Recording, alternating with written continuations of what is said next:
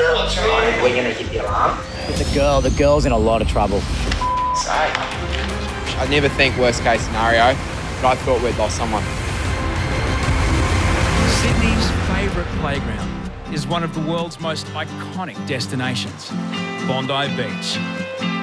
It's a 1 kilometre stretch of sand that can host up to 40,000 people in a single day.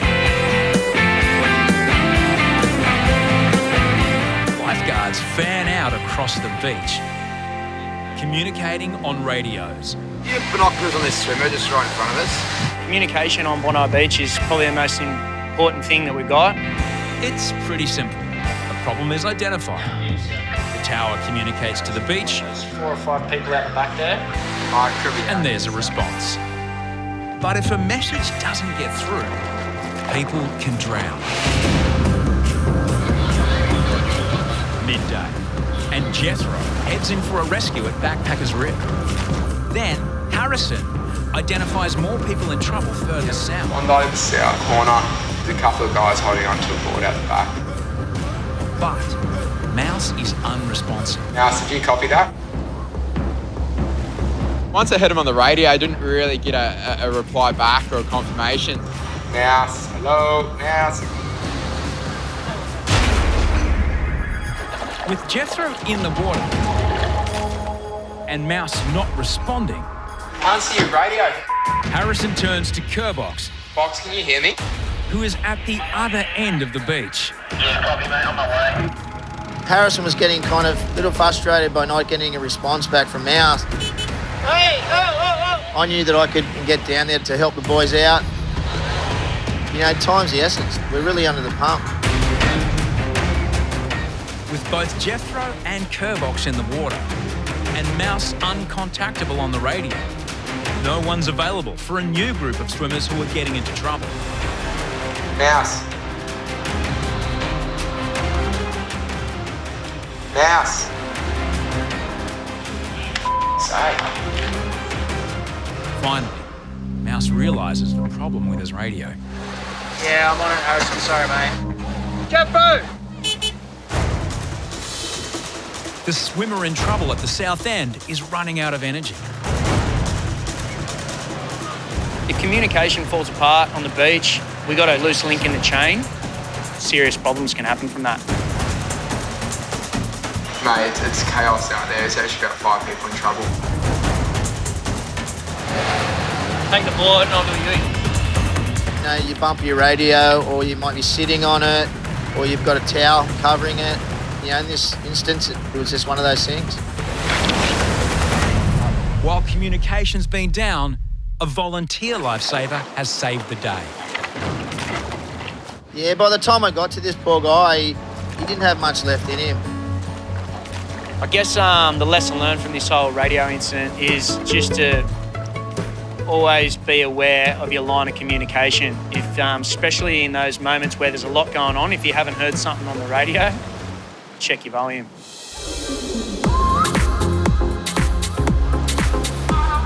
It's not just communication between the lifeguards which is critical. In the business of saving lives, information from the public is vital. However, on a beach where thousands of visitors don't speak English, problems can arise. Well, I just seen the little girl running up to the tower. I thought it was just a missing kid. Couldn't find her mother, and then I come out onto the stairs, and the mother was already on the stairs. Excuse me? Hey, what's wrong? We knew something was wrong here, and we needed to find out quickly what was happening. The woman and her daughter speak just a few words of English. Yeah, copy. He pointed out to one of the only rips that are pulling on the beach, and I just had a bad feeling about this one. Harrison, I just get the thing. Jesse and I looked at each other, and we thought, this isn't good. Jesse grabbed the defib straight away.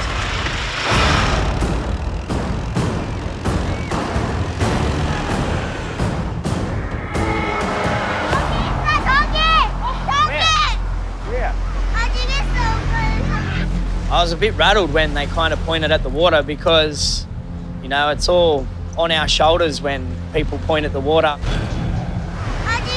Yeah. Where is he? Tell us what's going on. We need to know. We're trying to help you. Is he out there? We're pointing just to the side of the flags when there was a big gutter. You guys watching that? Can you give us a bit more information? The woman last saw her son when he went swimming 20 minutes ago. He was wearing a white T-shirt. You kind of start to think, well, have I missed someone? Have I missed a rescue? Has someone drowned on my watch? See him? Scanning the water, lifeguards can't spot anyone matching the description. I never think worst case scenario, but I thought we'd lost someone. Can you see him? Scanning the water, lifeguards can't spot anyone matching the description. Can you talk to us, please? Tell us. Can you tell us what's happening? All these other tourists are coming to our aid, which is really nice because we needed a translator. 애가 없는 줄 알았는데 저기 있는 것 같아요. 네,慢慢上. I'm not Chinese. But unfortunately, she goes, no, she speaks Korean. I'm like, oh, no, that doesn't help. I'm Korean. Korean. We need to know what's going on. My son is there.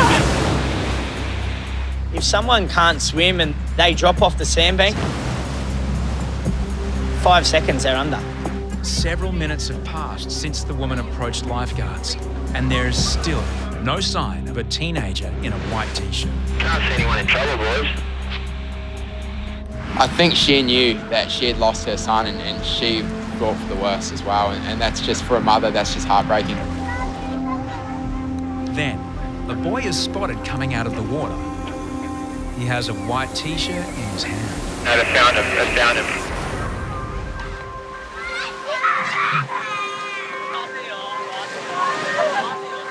The teenager is oblivious to the distress he's caused his sister and mother. I just felt like the whole of the world just lifted off my shoulders. He took his white T-shirt off.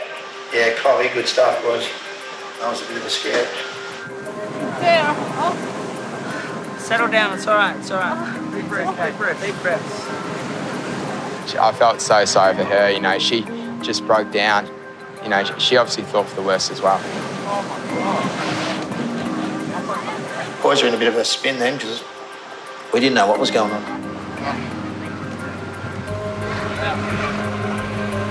When he come out of the water, she just ran at him like you're throwing a bowling ball at the pin. Yeah, he would have been in shit when he got home.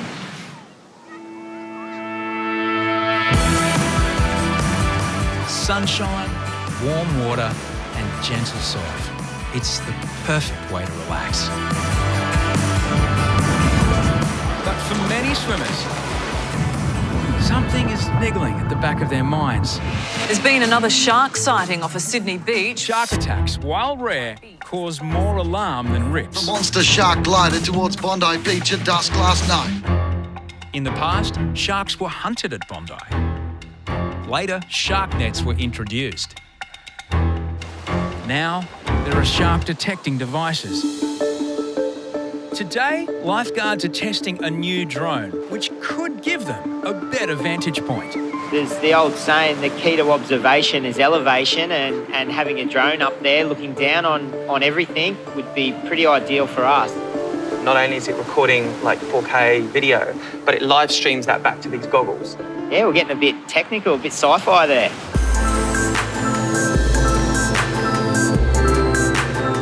Drone operator Nick stops over a dark patch of water 200 metres from shore. Keep going towards North Bondi, the same way you're going. It's a large school of fish lifeguards commonly refer to as a bait ball. Yeah, it's just a big group of fish feeding together or about to be fed on. Gets us up on our toes and gets us having a look. It's a big bait ball. Thousands of fish form a circle over 200 metres wide. Oh, wow. But fish are just one link in the food chain. Something much bigger is always looking for lunch. One drone straight over the top, and we were able to determine straight away that there was no unfriendly men in the grey suit. There was no sharks in it. Until we had that confirmation, we would have been on edge thinking what there could have been. We're looking forward to the next few months of working with them to make sure we've got a drone that could potentially be that next lifeguard.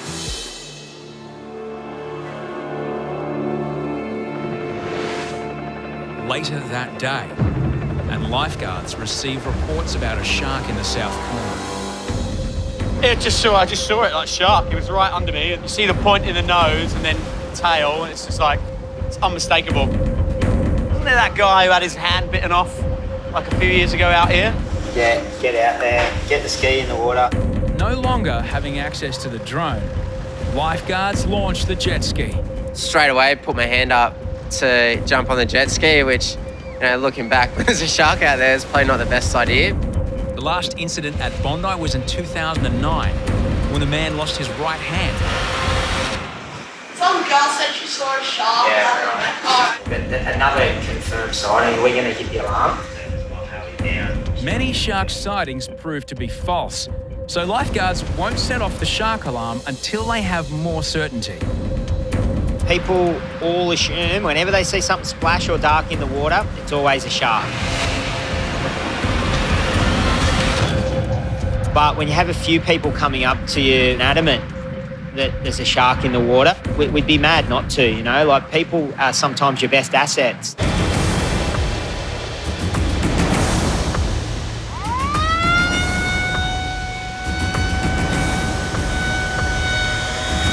Go north, make announcements.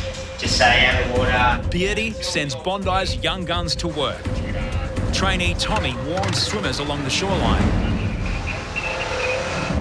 while second-year lifeguard Ryan notifies surfers and swimmers. Yeah, just attention all the swimmers. We've had a possible shark sighting, so if you'd like to return to shore, we are closing the beach. Sending Tommy on the beach to do announcements and let everyone know there was a shark, pretty exciting for him, I think. He's only new, and having a shark come to work is probably not your everyday thing for a lot of people. We don't want the public to think we just sound the shark alarm off to suit ourselves.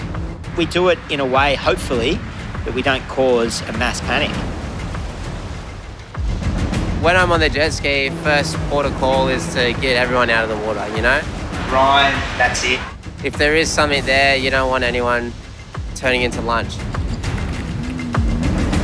Aside from a few die-hard surfers who refuse to come in, the water is now clear.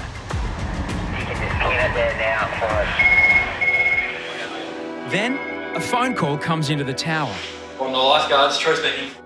A man is swimming right where the shark was last seen. Look to the rocks on the right side of the Bondi. Bondi Central Yeah, the to pool, jet ski. yep. Can you head back to the icebergs? There was one bay swimmer out the back that we really needed Ryan to get to quickly.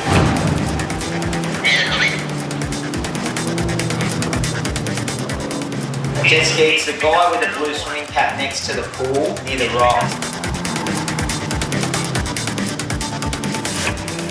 The man makes a quick exit from the water.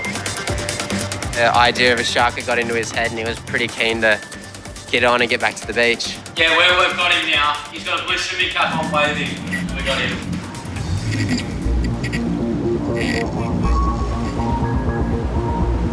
After 30 minutes and no sign of the shark, lifeguards give the all clear.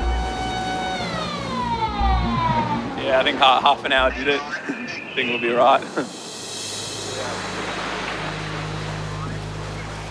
We were pretty confident that the shark had just coming in to say hello, and he's made his exit.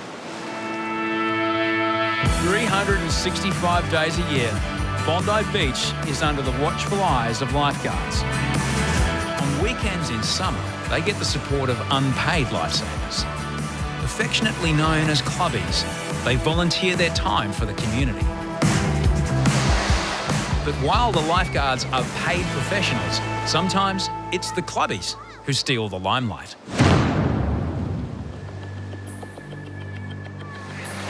Someone out there now. It's out in the water with 3. Oh, yeah. Assistance? Yeah. There's a clubbing with 3 guys in front of the 3rd ramp here. I'm going to have to jump in. Spotting someone in trouble, a volunteer lifesaver has commandeered a lifeguard board and single-handedly taken on a mass rescue. Got one bodyboard between them. Starting to think that, you know, 3 people, that's hard to take control of. He's probably trying to, you know, look after all of them, and you can lose one quite easily. It was terrible, yeah. They could not swim a single stroke. Get rid of this bodyboard. It was a little girl and she was very, very frightened. Come in. At least 2 of the people can be offloaded onto Ryan's board, but then a large wave looms up. You're trying to keep eyes on them while they're watching for every wave that rolls through. Because if they go under, you won't know where they've gone.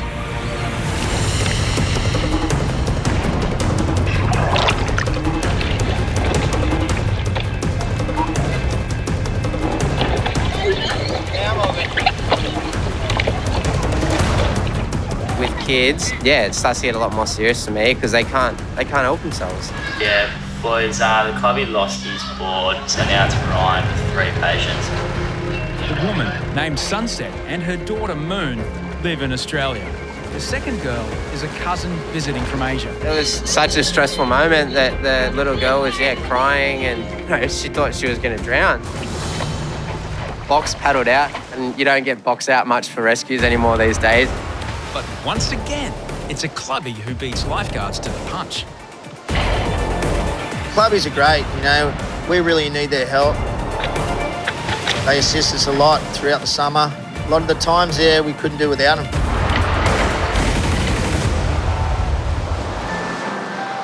The family are still coming to terms with what just happened. We're all having fun, but all of a sudden it's just, happened.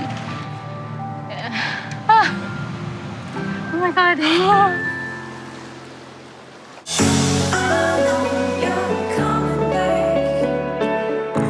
Another bait ball of fish has arrived in Bondi. All that water black is fish.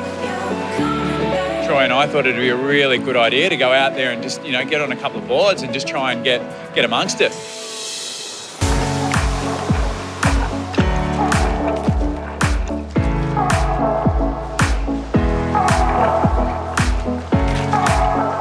Yeah, Troy and I had an absolute ball out there.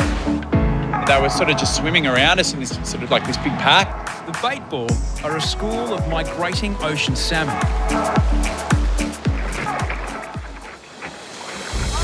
There's an old saying down here, where there's fish, there's bigger fish.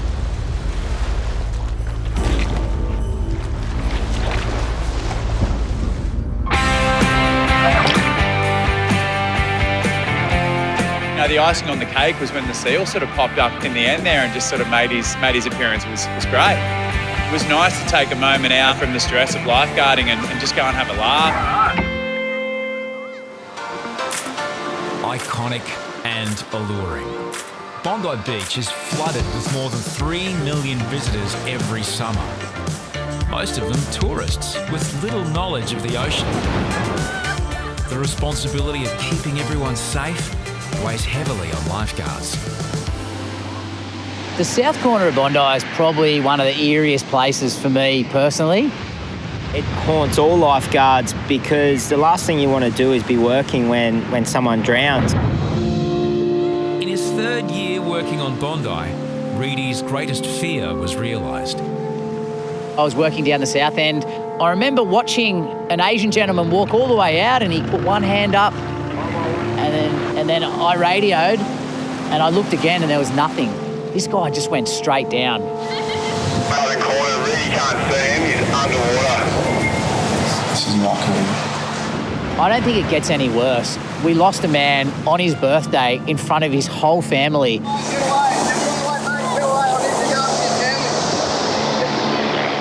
The man was outside of the flags in the south corner when Reedy saw him disappear.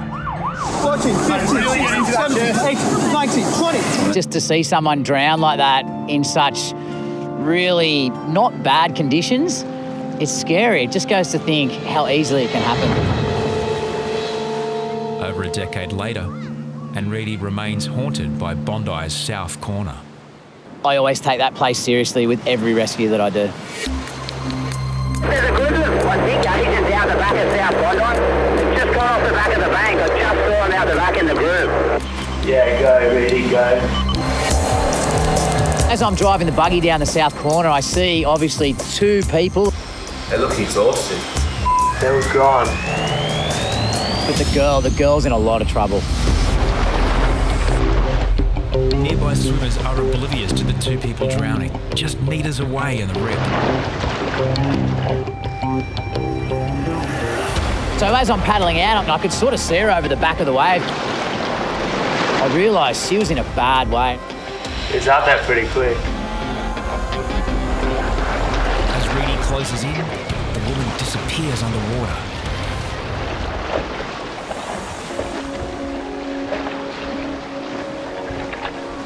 Hey, what are you doing down here? That chick was drowning. She was like under. That was crazy.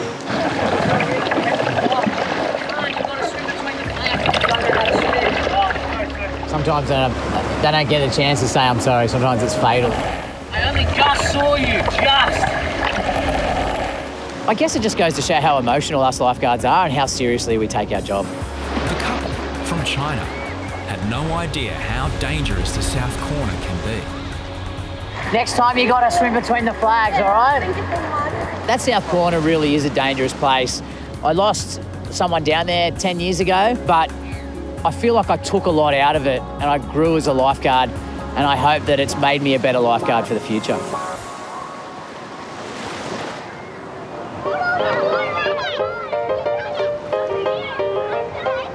For kids, the beach is simply magical.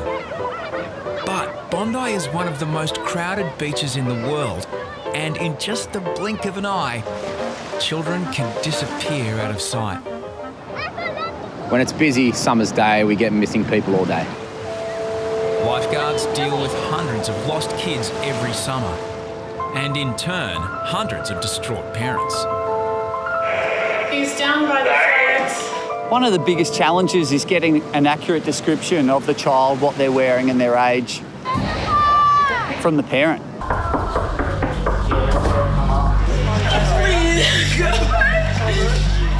Mother of two, Amita, has been searching for her 3-year-old son since he ran off more than 30 minutes ago.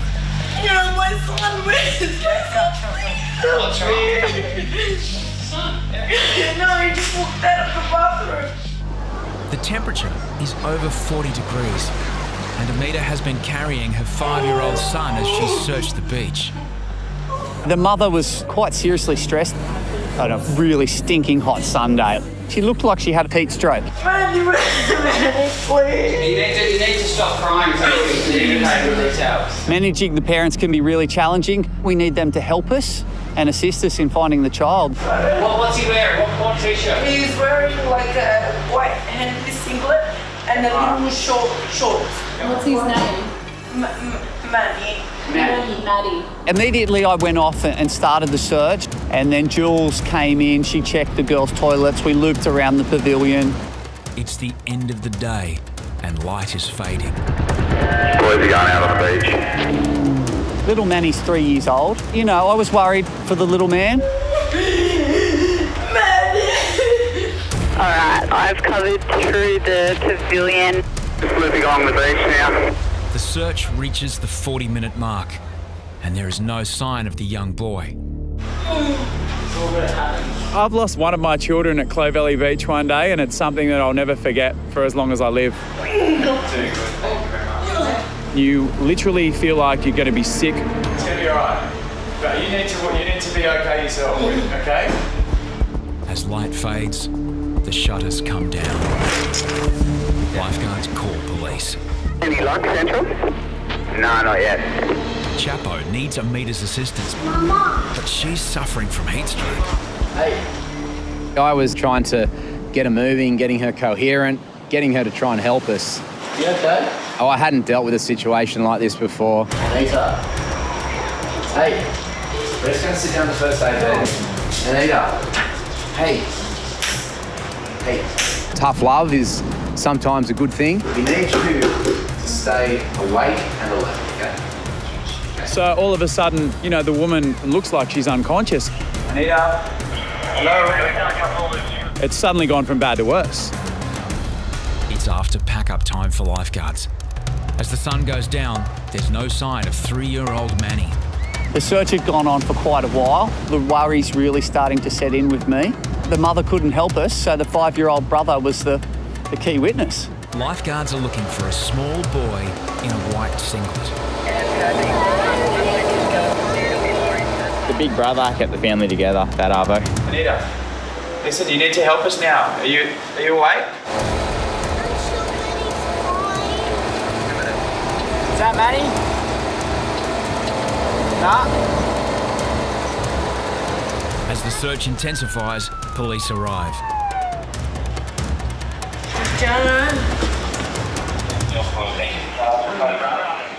Yeah, mate, we've done a couple of loops through the pavilion, like kids park around the back, and just looping along with these now. Were you at the beach with anyone else? Just myself and him? Yeah. It's been 45 minutes since the 3-year-old went missing. Then, Dino spots a small boy in the shallows.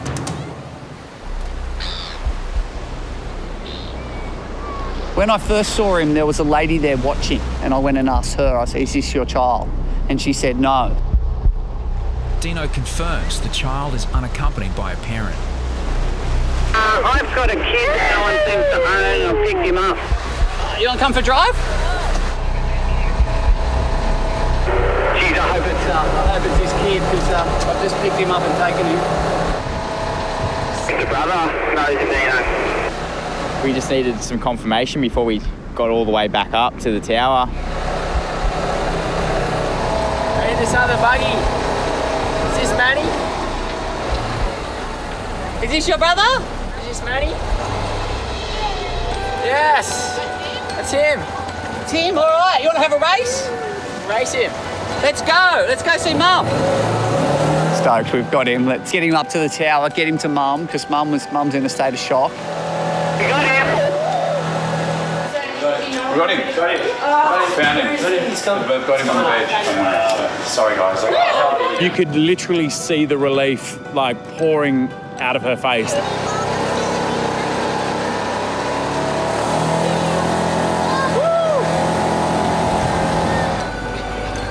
A father of 2 himself, Dino shares the relief. Yeah, as a parent, it's really nice to see a family reunited.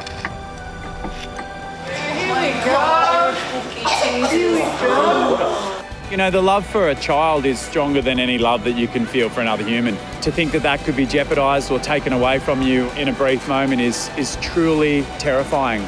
Where did you go? Mommy.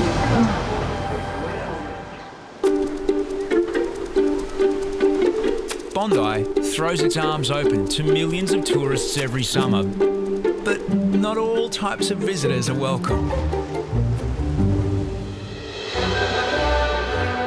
Blue bottles, they're an absolute menace. Blue bottles are laced with a poisonous toxin. Getting stung can be extremely painful. When blue bottles splash in, it's like little aliens just invading to wreak pain on everyone on the beach. Just this one day, it was the apocalypse. The world was caving in, the blue bottles were overtaking. Got sting by a jelly.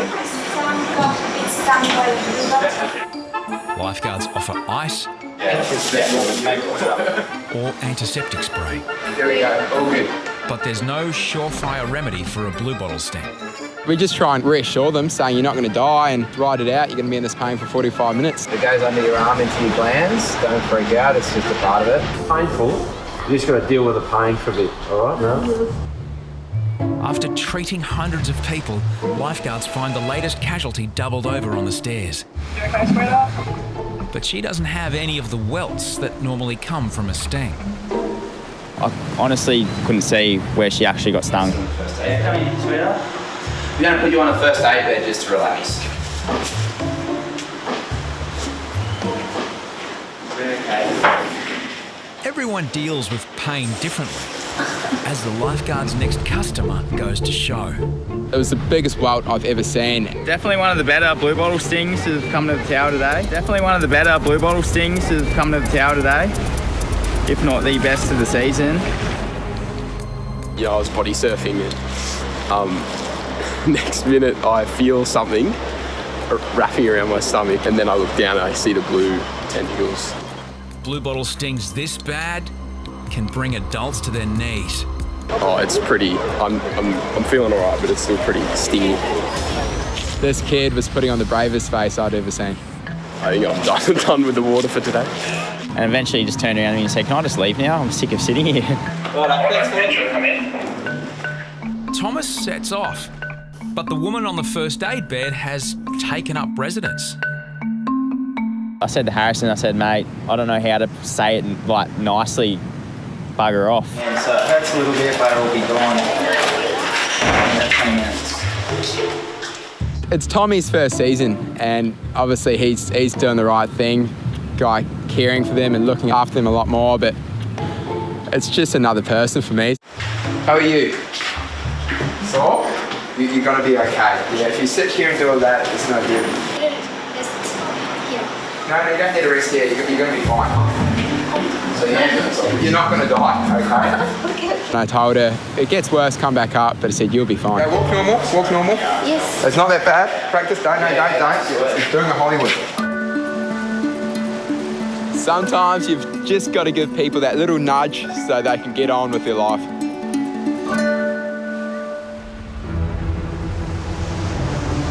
It should be a relaxing swim, but suddenly you're stuck in a rip. You lose energy and start to panic. Faced with drowning, people become desperate. Sometimes, as they fight for air, they'll push each other underwater. I was watching this yellow raft float around off second ramp, and sure enough, they lost their raft. And I noticed one of the guys was really grabbing hold of his mate and dragging him under. Jesse, I need you south second ramp, south of second ramp. A man who has fallen off the raft is being helped by a Good Samaritan. But now the Good Samaritan is being pushed underwater. And I could just see these two guys drowning each other, and I was like, oh no, this isn't good.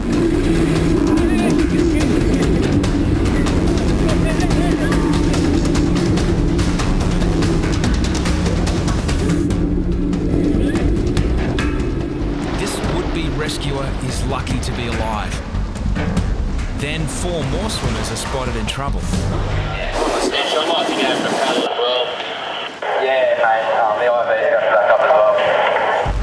As head lifeguard Hoppo joins the fray, the situation escalates into a mass rescue. Once I have these 2 patients safe and sound on the jet ski, I'm on my way back in, and I see another guy, and he's most probably worse than these 2. Up a man being kept afloat by 3 swimmers. With their energy spent, they'll need to be rescued by Hoppo. We've got 6 patients. They're all desperate to save their own skin. It's every man for themselves. The overloaded jet ski is at risk of tipping. She's so rocky and hard to deal with. Jesse risks being tipped over on the jet ski. It's the same as riding the push bike. The slower you go, the harder the balance. I just go with my gut feeling and do whatever I think's right.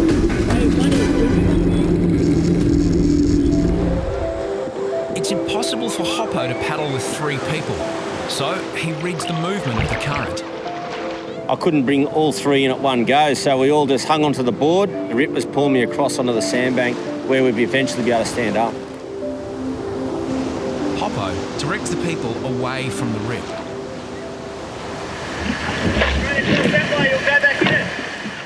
Sure enough, they didn't listen, straight back into the hole. I've got the patients back to the beach safely, turn around, then the 3 that Hoppo rescued are back in the rip. Good Samaritan Etienne from France recalls being held underwater as he attempted to save a stranger. When I tried to come back, I saw someone in the same situation just trying to say, help me, trying to get out of the water. So I gave him my arm, and we were both like this, so we were like trying to go out of the water. I was trying to go out. I saw my life in my eyes.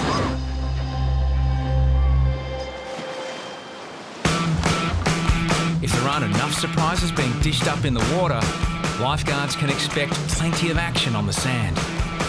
Over the years, you generally get a lot of pranksters come down to Bondi and think it's their 1 kilometre stage. There's so many people here and they can perform in front of thousands.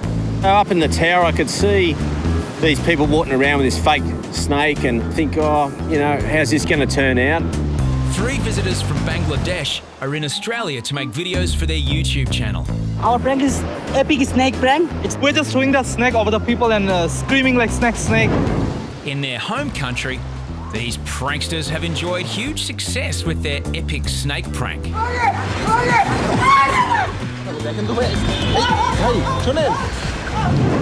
But how will this classic stitch-up go down at Bondi?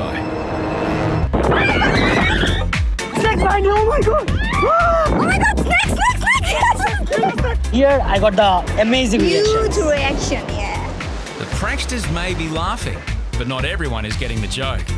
Annoying, and I think it was annoying. Didn't really want to jump to conclusions that it was a fake because you never know here.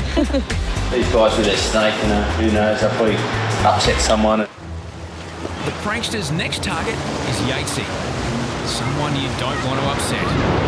You know, then I saw him go up near Yatesy and thought, oh, this could go pear-shaped with Yatesy. Back to the flag, please. Thank you. He's getting a little bit more cranky in his old age. Yeah, so I'm just hanging there in the zone by myself, being a good lifeguard, watching this incredibly dangerous piece of water, and... They got Yatesy. Snake behind you, oh my god! Hey.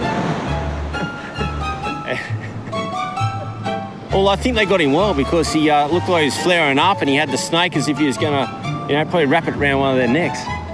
Startled, I was startled. Snake behind you, oh my god! And I'm pissed off. Then I see the bright side of it and then I'm happy. It was like that, and then it was like, ah, sweet. Yatesy's emotional journey may not be over just yet. They were from Bangladesh and they were students, and I think they had like a ticklish, you know, like a... There's a snake, Yatesy, there's a off, mate. He got me,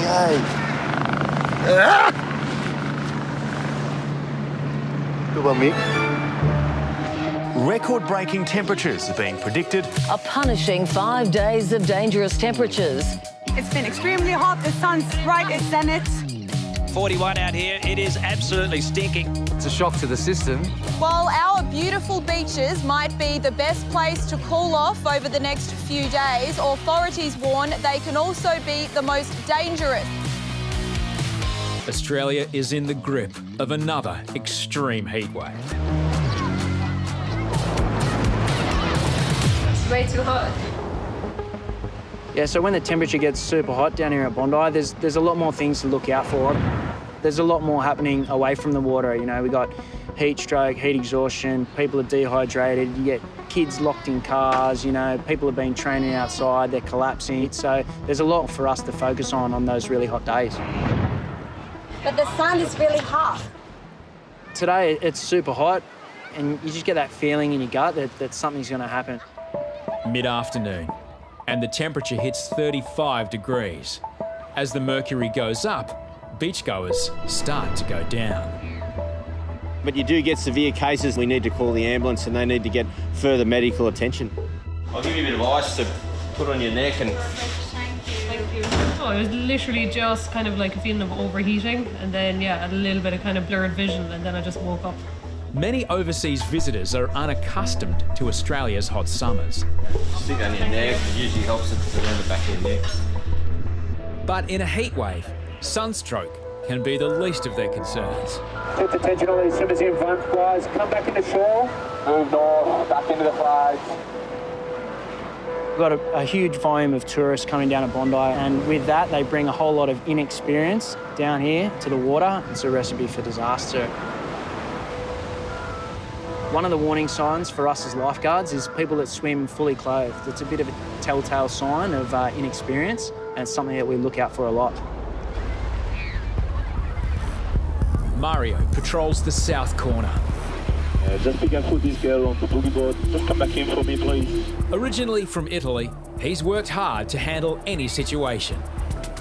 Hands up, Mario, hands up. A man is caught in backpacker's rip.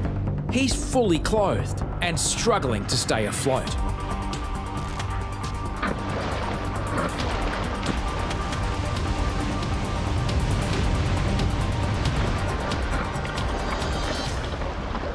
It was so hot, and then he went in the water with his old clothes and he couldn't swim, so he was drowning. Office worker Ahmed came straight from work to get relief from the heat.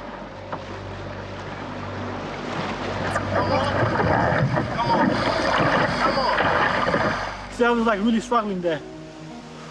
I'm 185, the wave was like over my head. But the jeans are very heavy. It's like having an anchor. Not good. The heat continues to attract more novice swimmers to Bondi. Just that group of girls at the back. Just start making your way back in for us, please. A classic summer's day down here. People are swimming everywhere, ignoring the flags, ignoring the dangerous current signs, and it's just a matter of time before something kicks off. 6:45. Pack-up time and final warnings are issued. The lifeguard service is packing up and going home for the day. Stay close to shore all the time. There is a bit of a dangerous current here. Out there and the flags have come down, so you are now swimming at your own risk. We do recommend that you jump out of the water. We're here for 13 hours a day. We pack up at 7 p.m. We warn all the public that we're finishing for the day. We'll be back at 6 a.m. Please be careful.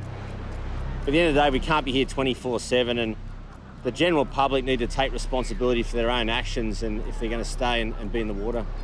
7 p.m. and it's still 27 degrees. Get out, people. You're done. Leave. Yeah, go home. Go to your family. Before we go home, we assess the beach. If we need to do overtime and hang around, we will. Tonight, it's like a pond. There's a small rip in the south corner, but that's about it. So we're heading home tonight. We finish and hopefully no one goes swimming after that. But yeah. At 7:15, the lifeguards finally go home. Then, 20 minutes after lifeguards gave final warnings and left the beach, Guys, watch out! 3 young Chinese men went swimming in Backpackers Rip.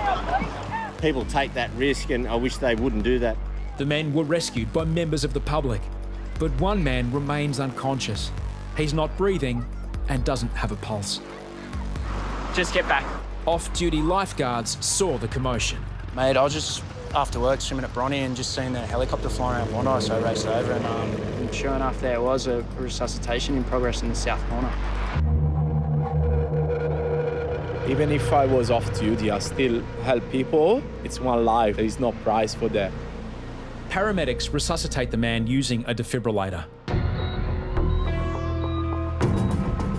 I got a look at him as they were walking up the beach, and he wasn't looking real good at that stage. He has a pulse and is breathing, but remains unconscious. It's unclear how long he was underwater. We put such a big effort in for those 13 hours of the day to make sure everyone goes home safe, and when you hear of something happening after hours, it can be devastating. A day later, and the man remains in hospital in a coma. Head lifeguard Hoppo believes inexperience led to the tragedy. On pack up that night, there was only one small rip down south where Mario did the rescue during the day. The rest of the beach was quite calm and flat. So what I think happened was the 3 walked into where that small rip was, and then eventually couldn't stand up and started panicking. After last night's tragedy, Mario isn't taking any chances with Backpackers Rip.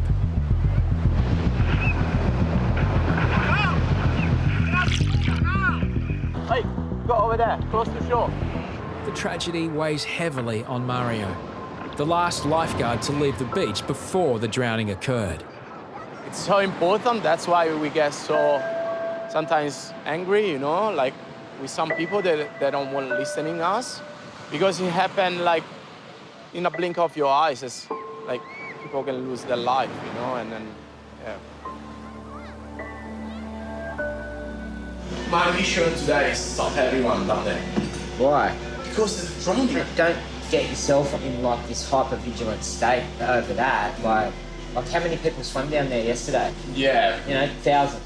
Yeah. We did a good job. Yeah. I felt very sad, very, upset.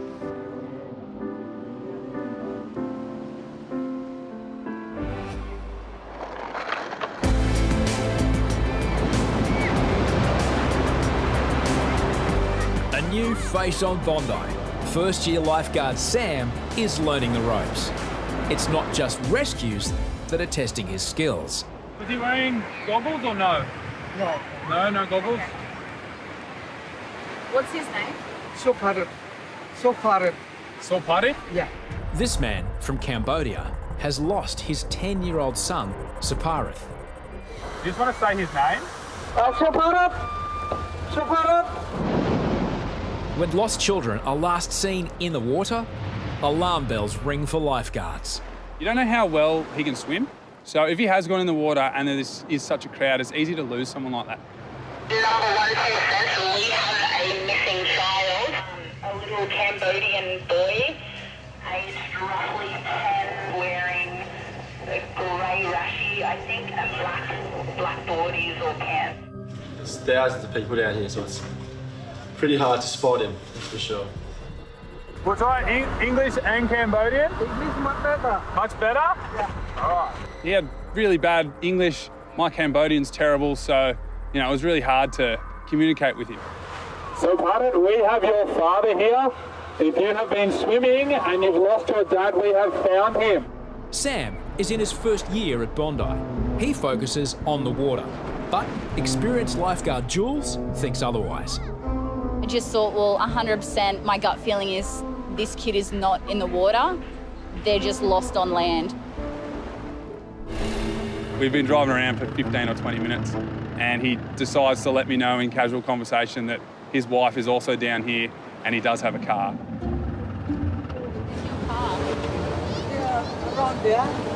Straight away I'm thinking, well, a kid's first instinct is either go back to the car or find mum. So I think we need to try and find the car. Yeah, I'll be fine down here. And I thought, this is going to be super easy. Go find the car, locate mum, child, done. So maybe you park on this side of the cafe? Yeah. Maybe? We couldn't even find the car.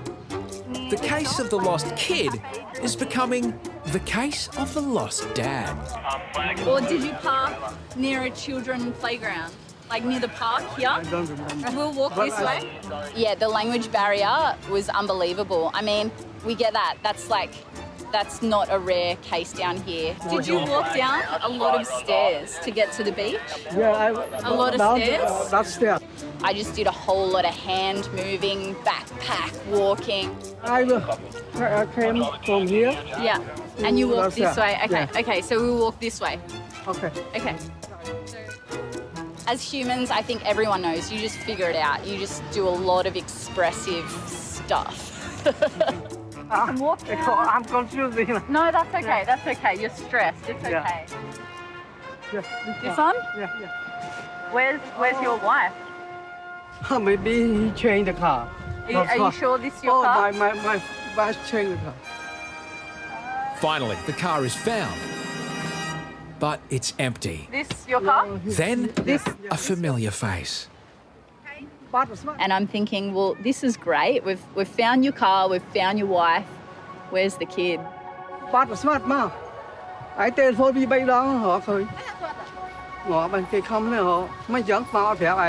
And then next second,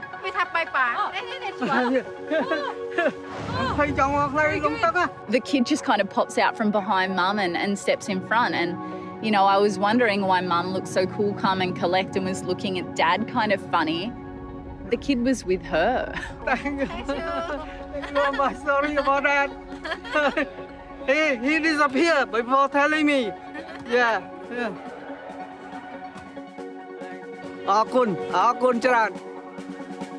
He needs to work on really knowing where his belongings are.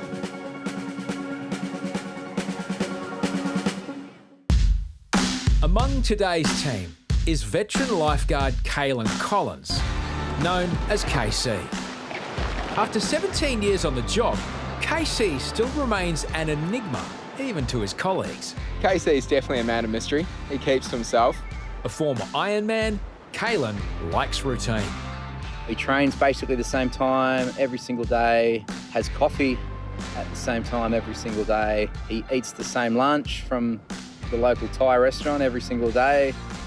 Kaylin has earned a reputation for a no-nonsense approach to the job. Hey, come back to us. You'd see someone waving, screaming, and he goes, no, you still got some fight in you. Get back in and teach them a lesson. Instead of going out and just helping them back in, he makes them learn for next time. So if they do get stuck in a rip, they can get out of it when there's no lifeguards. Kaylin's been here for years and he's never, ever done an interview for Bondi Rescue. That's until now. I don't do many interviews and I'm not seen on Bondi Rescue very much because I'm quite boring. He's a knowledgeable guy and he's an asset to the service. 4 p.m. and the tide is outgoing. Kaylin is called to the middle of the South End after Mouse spots a man in trouble. Hey, Kaylin, can you just come up in between second and third round? I just spotted this Indian bloke and he's actually really seriously about to go under. In the crowded water, it's important to identify exactly who is at risk. There he is. Surfer just went past him in the hat, that's him. Shut up. Nah, to the left, about 20 metres, he's going to go under. Next to a bodyboarder, Indian bloke, about 20, 30 metres to the north, getting away with the back of the head now. Oh yeah, I got him. Before paddling out, Kaylin must first clear the shallow sandbank. Unbelievable. Sandbanks are notoriously uneven, with hidden holes impossible to see. I looked at the patient and put my right foot in the trough and then landed a bit awkward. Calf went, I went down, and then it all went left. And as soon as I see Kaylin go down, I'm just thinking, who's going to save this bloke? This swimmer, he needs assistance straight away. And as soon as I see Kaylin go down, I'm just thinking, who's going to save this bloke? Fortunately, a nearby surfer hears the man's screams. He sort of come and collected him, which was really lucky because that was his last chance there. Mate, I don't know how that guy just survived. The man is now safe, but despite Kaylin's injuries, he continues to assist. He just got washed in, he was fine, and then hopped up the beach, and Troy from the Rhino was wondering what was going on. It's clear that Kaylin is now in need of assistance himself. I think KC might have done his leg. Yeah, I've seen him hit the deck on the way in. If he's busted, just bring him up. But before Kaylin gets treatment for himself... It's up here on the edge of the dry sand. There's a new patient with a strangely similar injury. Here we are. You're both injured now. We just done his leg. It's quite funny going down to a guy who's been injured. He's just done his ankle. Yeah, You're on the TV, by the way. just jump right up. Five can go up. Two patients, one's a lifeguard and one's a member of the public. Should I get on with him? Yeah, jump on as well. Okay. Let's all go. They both had one good leg each, so, you know, when they're walking up the stairs, I think they could help each other out. Kaylin is one of those old school tough blokes and takes a lot to stop him. Yeah, a little bit. Okay, we'll swallow up now. I'll get you some ice. I don't like to not finish a job. End of the day, it was only a calf. It's not like I was bleeding from an artery or anything, so it's very minor. Finally, Kaylin can treat himself. I tore the calf muscle. 3-4 weeks recovery before I'm back sprinting across sandbanks again.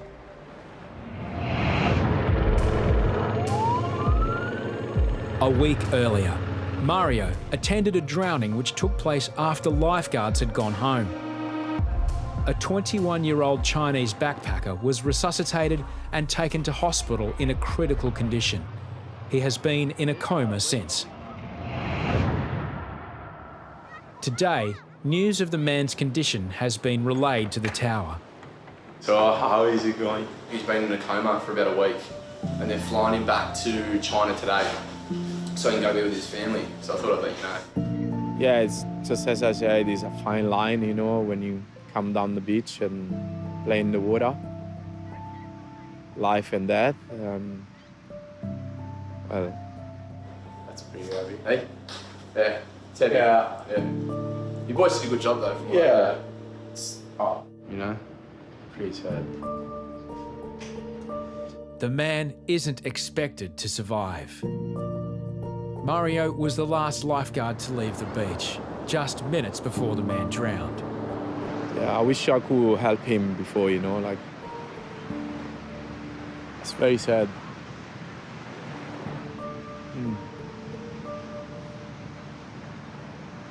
This moment got me, I don't know. I had quite a few, you know, in the years of lifeguarding. I don't know why, it's just so close, you know, like, it's very touching.